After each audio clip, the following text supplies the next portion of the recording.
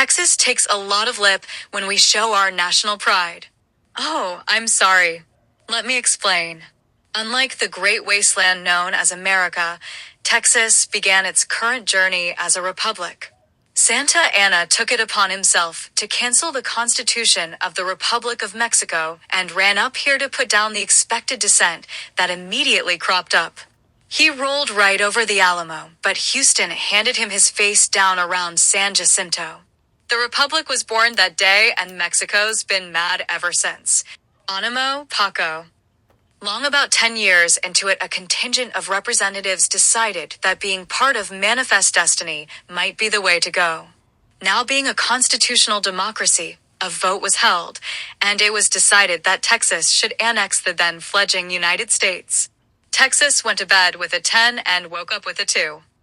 The now newly minted Lone Star State tried to Yankeefy Texas, but that pesky old Tejas just kept popping up. You see, the attitude of the people here was one of renewal.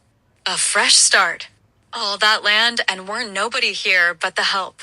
And they could see that great things could be drawn out of adversity. A guitar don't play until you tune it. But the U.S. had its own rules. They had a constitution too. Just like Mexico had. They never read it, but it ended up real pretty under glass in a museum. Right next to the Derringer that blew Lincoln's communist head off. We tried. Oh Lord, how we tried. America hadn't gone plumb crazy yet. Back in them days, there was only 3 genders, male, female, and sister-in-law. But every time a question about their constitution came up, they'd just add a comma and eat another bagel. The U.S. was all pent up about slavery. The Yankees didn't like the employment situation down south, but they did like the cotton. So New York would buy the cotton for pennies and sell it to the limeys for dollars, pounds, or whatever they have over there. The South put up with this for about 85 years and said, screw this. We quit. They formed the Confederacy, and them same rainbow senators in Austin decided that it might be prudent Texas to join in.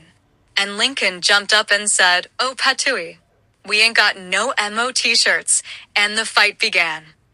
650,000 graves later, Lee gave his sword to Grant because he thought Grant was a blacksmith and would sharpen it for him, and the war of northern aggression came to an end.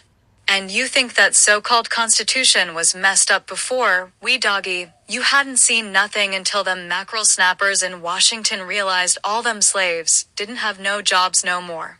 They redefined the word amendment. All men are created equal, but carpetbaggers were a little more equal. Texas had never actually been invaded during that civil uprising, and the reason was quite simple. The Yankees hunkered down in the battle of where the white women at, and when they were checked out there wasn't a green card among the lot of them. Shucks. We already had that going on down at Laredo. Didn't need it. But somebody's brother-in-law was on Galveston, and well, you know. One got in, and all the other brother-in-laws just slipped right on in. Then began Texas' great descent into the go-along-to-get-along approach to trying to figure these Yankees out. They were everywhere. They had to get their boots from China because they were allergic to leather. They invented income tax to float the welfare rolls in Detroit and tried to pimp the Dallas Cowboys cheerleaders. Their mamas never liked them. Just when you think they can't pervert the human condition anymore, they come up with reparations for people that the only cotton they ever picked was from their closet. Time for a change. They destroyed the gold standard because they gave all the gold in Fort Knox to Queen Elizabeth for a date with Diana. Plugged up the oil wells so the ragheads could fund more flights into their buildings and slandered the memory of Bonnie and Clyde. I don't hold any grudges, but I wouldn't want one of them to marry my sister. And now they finally have a president who's got a pair, and they're all pissed off because he paid a lady of the night. But that makes perfect sense when you look at it, because Yankees don't know if they should stand or squat.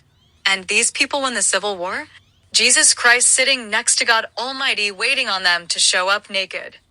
Texas needs to regain its national identity. Heck, Ireland tried to put an embassy down in Austin because the thing we already divorced this bitch. But it's on the way. Little by little, Texas is inching toward independence, making the girly men just a little more uncomfortable day by day.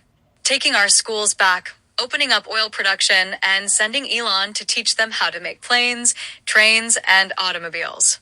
They're still trying to get rid of all that vaccine they stockpiled when they tried to eliminate the human race. It's gonna be a long fight, but if we believe in God and Willie, we're gonna get there.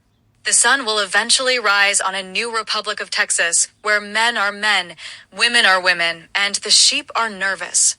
God bless Texas.